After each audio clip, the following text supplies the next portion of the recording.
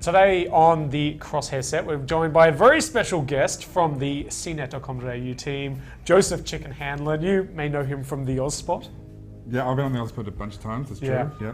We keep letting him back on. I don't know why. Me either. Yeah, I don't know why. We were lucky enough to check out Max Payne 3 recently, the multiplayer demo that was done for media in particular. Chicken, tell us about your thoughts. I know you're a Max Payne guy to begin with. Yeah, I played Max Payne like ages ago too. It's been a long time since I've played Max Payne. I have played some of the single player like in the months leading up. And I was really looking forward to seeing how multiplayer worked. I mean, Max Payne isn't the sort of game in my head that sort of lends itself to multiplayer, especially with things like bullet time. So I was really keen to see how they sort of integrate it all together and to see if it can be somewhat better than the first-person shooter multiplayers that we've been playing a lot of lately. Yeah, a lot of the stuff on the market is very generic. You know, there's a formula that the industry has kind of gravitated towards. And I guess the next question for you would be, is this a Rockstar? You know, does it have the Rockstar look and feel to the multiplayer mode like, say, Red Dead or GTA, did you think? Yeah, it did feel a lot like the multiplayer in Red Dead.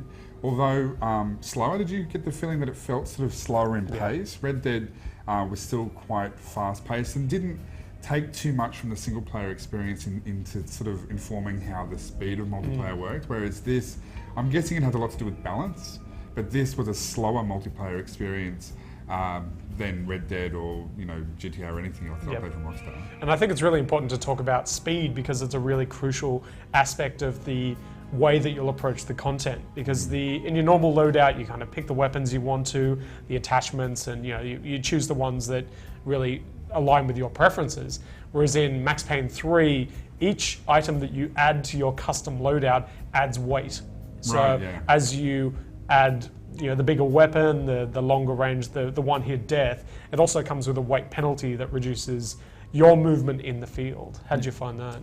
Yeah, I thought the player movement was a big consideration when playing the game. And Max Payne is famous for having the sort of bullet diving, bullet dodging controls, but when you're playing against other people, you've really got to think about what comes immediately after that.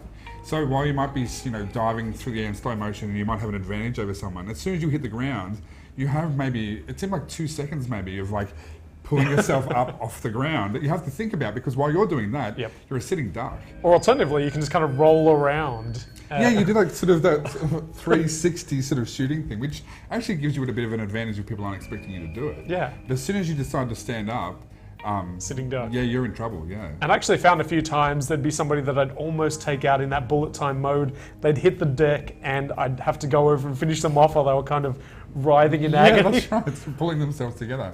And it's funny with bullet time too, how, the idea, what they've tried to do with bullet time is this like a line of sight bullet time. So if you activate bullet time, anyone that you're looking at has their game slowed down as well. And what's really interesting is that obviously gives an advantage to the person who activates bullet time, but often it also gives an advantage to the player who is caught in line of sight, because the game slows down and you get the chance to sort of survey the area. And sure, there is somebody who's probably looking at you and starting to pull the trigger, but you have just as much opportunity to shoot them back in slow motion and to make sure that your shots are hitting. Yeah, the tables did turn quite a bit in the session we played.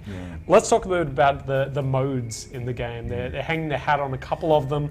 There's Painkiller.